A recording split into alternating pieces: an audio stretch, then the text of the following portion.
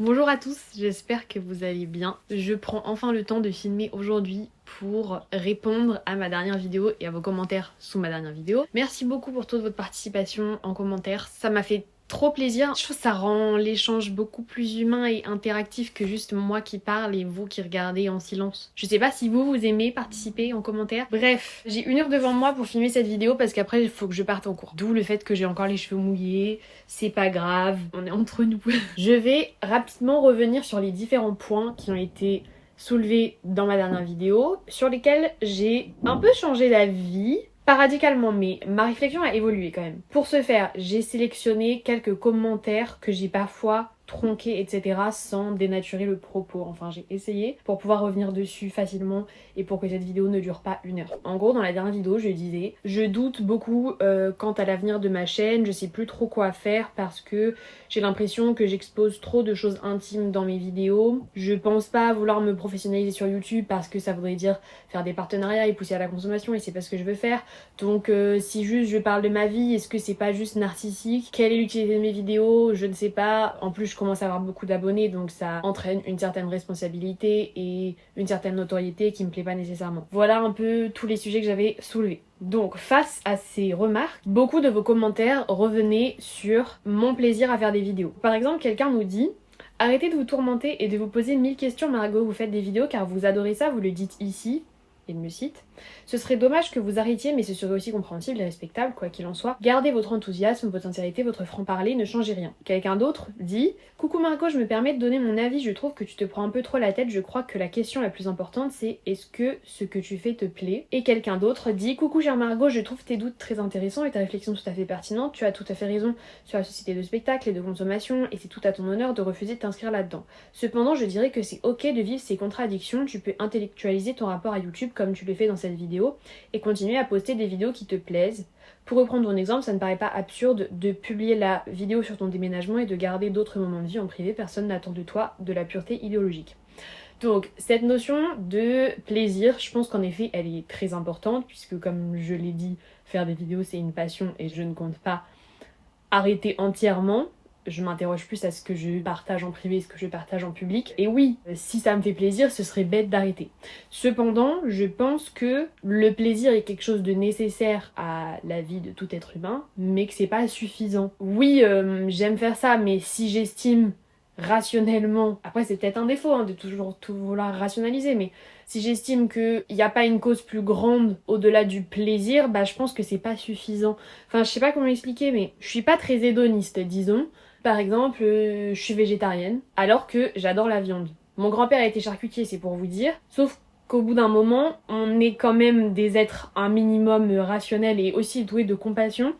Et je pense que juste me dire ah bah ça me fait kiffer de manger du saucisson, c'est peut-être un peu inférieur à la connaissance de la souffrance animale et de l'impact écologique terrible de l'industrie de la viande. Et je pense que ça c'est une raison supérieure au plaisir que j'ai de manger de la viande, donc je préfère ne pas manger de la viande même si c'est un petit sacrifice. On s'en remet très bien et on se déshabitue très vite du goût de la viande. Je suis sûre que là si je remangeais de la viande, je serais déçue. Tout ça pour dire que le plaisir c'est nécessaire dans la vie, mais c'est pas suffisant. Et parfois, il y a des causes qui sont supérieures à juste ressentir du plaisir. Mais en effet, il faut le garder en tête et on est là sur Terre, on n'a pas demandé à être là et on va mourir un jour, donc autant have fun en attendant. Ensuite, autre sujet soulevé au sujet des vidéos lifestyle. Dans ma première vidéo, je disais que j'étais assez critique du contenu lifestyle parce que c'est une monétisation de notre vie privée, etc. et que je ne voulais pas tomber là-dedans. Alors, certains ont dit: si la majorité des contenus à succès sur YouTube font l'apologie de la consommation plus ou moins directement, car il faut bien vivre et gagner de l'argent aussi parfois, c'est vrai. On pourrait avancer que s'effacer et ne plus proposer de contenu alternatif ne ferait qu'aggraver leur surreprésentation. Et quelqu'un d'autre nous dit... Très... horrible ce commentaire en plus parce que c'était l'un des premiers et il commence par... très déçu. Tu étais l'une des dernières créatrices de contenu éthique, car comme tu l'as toi-même dit, tu n'es pas un panneau publicitaire vivant, que je suivais et tu t'arrêtes en si bon chemin. J'appréciais autant ton contenu pédagogique que la légèreté de ton duo avec Séraphine, et j'avais hâte de suivre vos prochaines aventures, que ce soit votre emménagement ou vos pérégrinations étudiantes auxquelles, contrairement à Lena Situation, on peut relate. Quelque part, en arrêtant le contenu lifestyle, tu laisses le champ libre à ce que tu dénonces. Et toujours sur le même thème, quelqu'un nous dit: Alors, bonjour jeune fille. Je pense que tu as une bonne analyse et que tu es très lucide sur le monde des réseaux sociaux et des youtubeurs slash influenceurs. Le problème, comme tu le précises en fin de vidéo, ne vient pas des influenceurs mais des personnes qui reçoivent les vidéos et autres contenus et qui sont influençables. Et ça, on ne peut l'empêcher qu'en éduquant dès le plus jeune âge à la façon de consommer du contenu, pas en interdisant les diffusions en censurant. Alors pourquoi t'auto-censurer? Une vidéo sur le déménagement de ta maison d'enfance peut être intéressante pour les personnes qui te suivent, dans le sens où on va voir ton évolution, ton parcours et aussi ton milieu social d'origine. Cela peut montrer que la prépa et un parcours comme le tien n'est pas réservé à une élite parisienne, par exemple. Bon voilà, c'est qu'un exemple, mais je pense qu'à partir du moment où tu ne fais pas la promotion de produits à part la présentation d'événements culturels, c'est ok, tu restes fidèle à tes valeurs, alors moi je t'encourage à continuer parce que tu y prends du plaisir et qu'en plus ce sera un terrain d'expérience pour ton mémoire. Voilà mon avis, blablabla. Donc, c'est vrai que me dire ah bah moi le lifestyle sur YouTube ne me correspond plus donc je prends mes distances par rapport à ça, c'est en effet encourager la surreprésentation de ce genre de contenu. Mais est-ce que justement en faisant des vidéos lifestyle, même si elles sont pas des panneaux publicitaires vivants, c'est pas normaliser le fait d'exposer sa vie? Par exemple, les vidéos YouTube qui promeuvent le fait de se détacher des réseaux sociaux, bah Lena Situation l'a fait, c'est cool parce que ça met en lumière le fait que les réseaux sociaux augmentent l'anxiété, les taux de dépression, que c'est juste néfaste dans notre vie, mais elle le fait sous un format vidéo, donc en disant regardez moi je me détache des réseaux sociaux, elle fait consommer des contenus sur les réseaux sociaux. C'est contradictoire, mais en même temps comment on pourrait faire autrement? Si je veux produire du contenu pour un peu, bah par exemple émettre une réflexion sur les contenus qui font que de promouvoir la surconsommation, je suis obligée de m'intégrer dans un système avec ce genre de contenu. Donc c'est vrai que si je refuse de faire des vidéos pour ne pas rentrer dans le système, bah en même temps je peux plus le critiquer et proposer une alternative. Je suis désolée, j'ai l'impression que je suis pas du tout claire. Donc oui, après réflexion, je me dis que je suis obligée d'entre guillemets collaborer en continuant à faire ce genre de contenu pour proposer une alternative. C'était donc un bon point, merci. Ah oui, et aussi je voulais revenir sur la maman là qui parlait de la vidéo sur mon déménagement.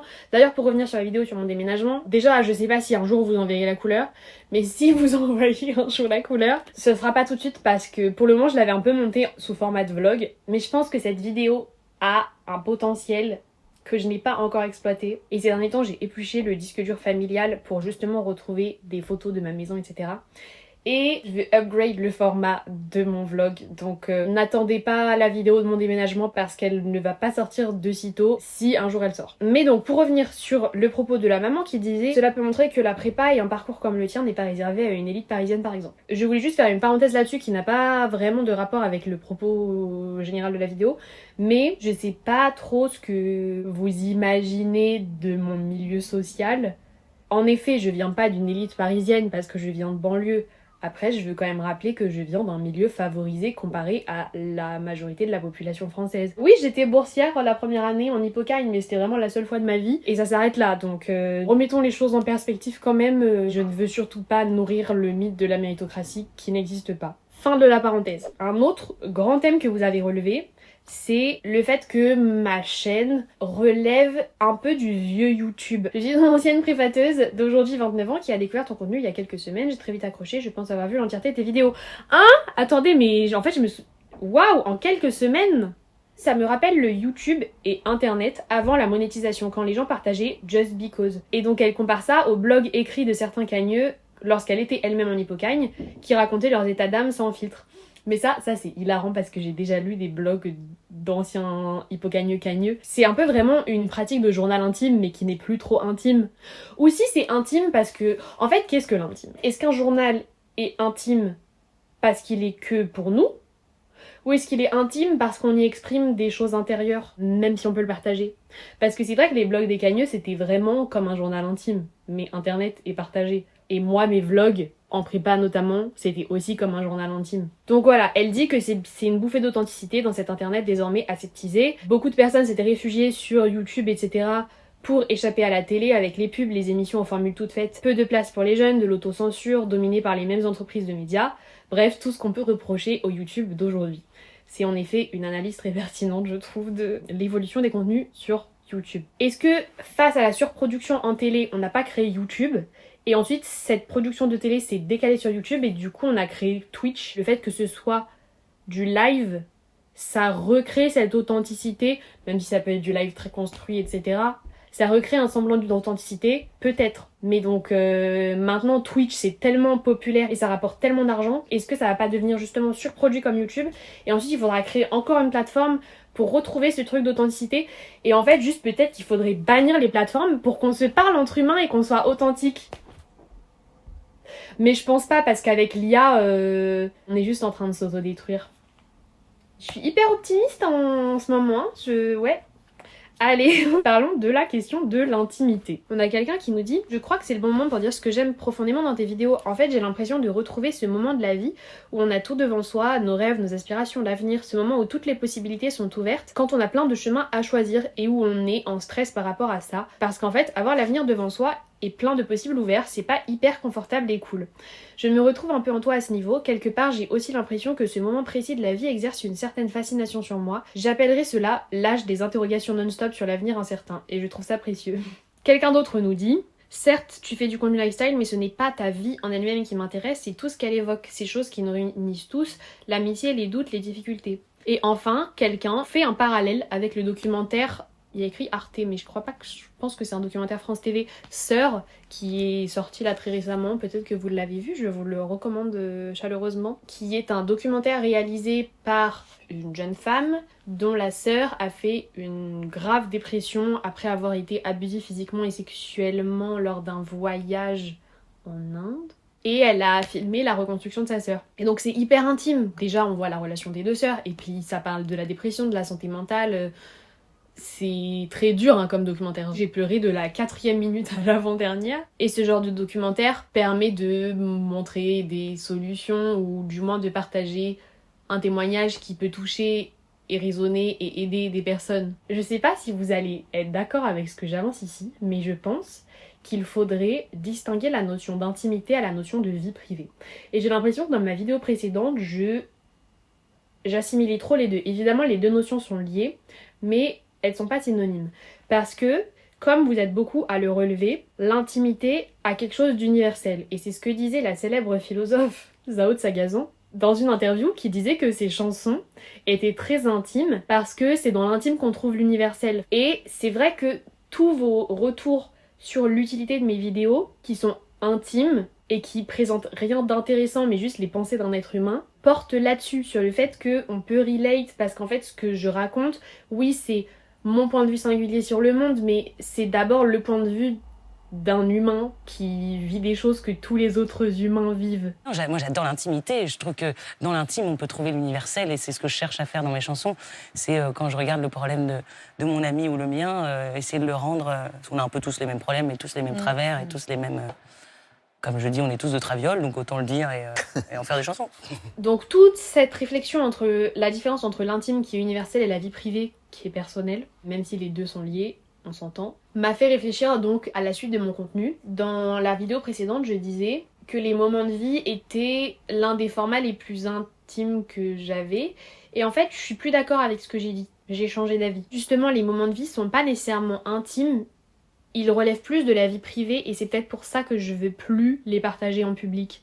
Après peut-être que je vais changer d'avis, hein. De toute façon une fois qu'ils sont faits je peux changer les paramètres de la vidéo. Ce qui est le plus intime c'est quand je partage mes pensées dans une vidéo face cam comme ça, plutôt qu'on voit mes amis dans des moments un peu quelconques de leur vie de tous les jours avec de la musique. Et donc puisque j'aborde le sujet moment de vie, vous êtes beaucoup à être revenus là-dessus et c'est super intéressant de voir votre avis sur les moments de vie. Parce que pour moi les moments de vie c'est mon format préféré, mais votre sentiment sur les moments de vie n'est pas unanime. Certains disent que ce qu'ils aiment c'est que c'est assez cinématographique avec la musique, les images qui défilent sur le rythme de la musique, etc. et qu'ils le consomment un peu comme une forme d'art. D'autres disent que ils aiment les moments de vie parce que justement ça leur donne envie de passer plus de temps avec leurs amis.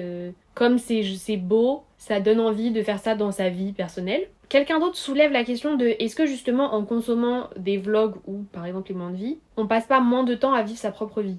C'est une vraie question et moi je pense que oui. Et d'autres justement disent que ils accrochent moins avec les moments de vie parce qu'ils ont pas trop les refs. Et en fait j'en avais parlé avec un abonné de Vive Voix et je lui avais demandé quel format il aimait bien. Et il avait dit qu'il aimait pas trop les moments de vie parce que justement il arrivait pas trop à relate parce qu'il avait pas les refs. Y a des visages d'inconnus qui défilent, j'explicite pas nécessairement tout ce qui se passe Et donc moi c'est fun pour moi parce que j'ai les rêves de ce qui se passe dans ma propre vie. Mais pour une personne extérieure qui ne suit pas assidûment tous mes vlogs pour avoir les refs, bah on est juste un petit peu perdu. Et c'est ce qu'a dit à très juste titre quelqu'un qui m'a contacté sur Instagram. C'était sans doute le commentaire le plus intéressant que j'ai lu, qui disait: pour moi cette relation parasociale est entretenue principalement par les vidéos où tu nous fais des retours face cam sur tes études, tes états d'âme. Paradoxalement, les moments de vie ne sont pas les vidéos où on en apprend le plus sur ta vie. Pour moi, ce sont davantage des vidéos agréables à regarder dans le sens où c'est beau esthétiquement parlant, c'est apaisant et doux. Même si je comprends que t'aies l'impression que ce type de contenu soit très intrusif dans ta vie privée, honnêtement, je trouve que vu que ce sont de courts extraits, on ne comprend pas vraiment le cœur même du moment. On retient plus l'esthétique finale de la vidéo avec l'accord son-image, contrairement aux vlogs plus longs, par exemple le vlog sur mes 22 ans, où là on nous explicite qui est qui et on comprend tout et on a plus l'impression d'être initié dans ma vie privée. En effet, je pense que les vidéos qui présentent le plus ma vie privée, c'est les vlogs format long, et ça je pense que j'en ferai plus.